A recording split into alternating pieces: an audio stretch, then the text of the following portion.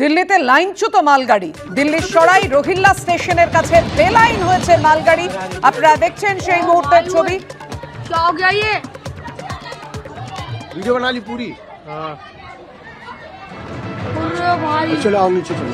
मत जा भैया, करंट है। आओ चलो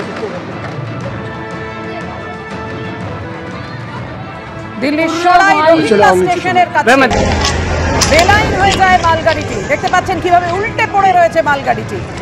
একের পর এক রেল দুর্ঘটনা, এই নিয়ে আক্রমণ বিরোধীদের।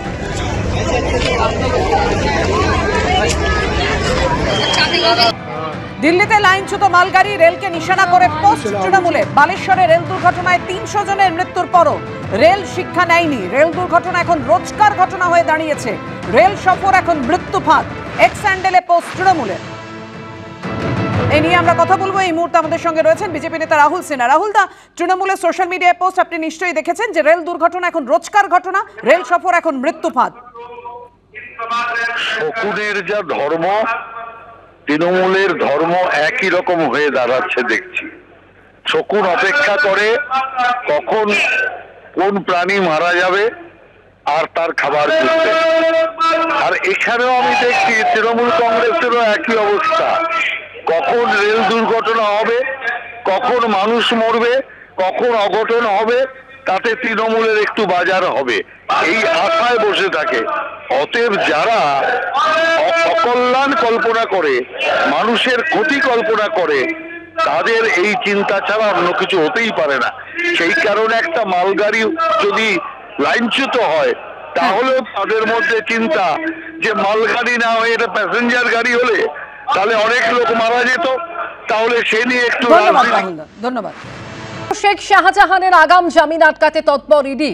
বারাসত মহকুমা আদালতে আবেদন জানানো ইডি, মামলায় যুক্ত হতে চেয়ে আবেদন জানানো কেন্দ্রীয় এজেন্সি। এই নিয়ে কথা বলবো। প্রকাশ সিনহা প্রতিনিধি টেলিফোন লাইনে রয়েছেন আমাদের সঙ্গে। প্রকাশ, আগাম জামিন আটকাতে ঠিক কি আর্জি জানানো হয় ইডির তরফে?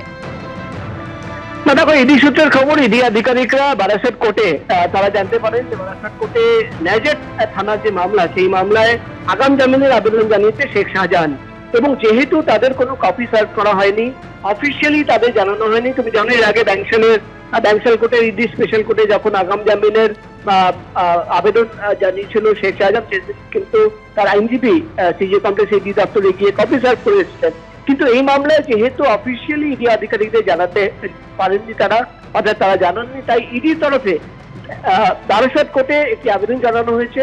আবেদন জানিয়ে কোর্টকে ইডি আধিকারিকরা জানিয়েছেন যে তাদের বক্তব্য না শুনে যাতে একতরফা মামলার শুনানি করে শেখ শাহজাহানকে আগাম জামিন না দেওয়া হয়। অর্থাৎ এই মামলায় তুমি জানো নাজের থানায় এফআইআর হয়েছে এবং ইডি আধিকারিকরা মনে করছেন, তাদের আশঙ্কা যে নাজের থানার আধিকারিকদের সঙ্গে কথা বলেই কিন্তু এই মামলা শুনানি শেষ হয়ে যাবে।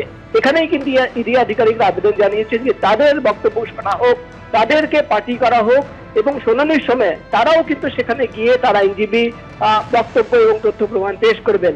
এবং এই আবেদন জানানোর পর ইডি আধিকারিকরা কোর্টকে জানিয়েছেন যে তাদের কিন্তু আজ পর্যন্ত কপি সার্ভ করা হয়নি। অর্থাৎ আগাম জামিনের যে আবেদন শেখ শাহজাহানের তরফে করা হয়েছে তার কপি ইডি আধিকারিকরা চান। এই মর্মে একটি পিটিশন ফাইল করা হয়েছে ইডি আধিকারিকদের তরফে। এবং পরবর্তী পদক্ষেপ কি হবে বা আগামী দিনের শুনানি কোন দিন হবে, সেই বিষয় নিয়ে কিন্তু ইডির আইনজীবীরা তারা কিন্তু নজর রেখেছেন। ধন্যবাদ প্রকাশ।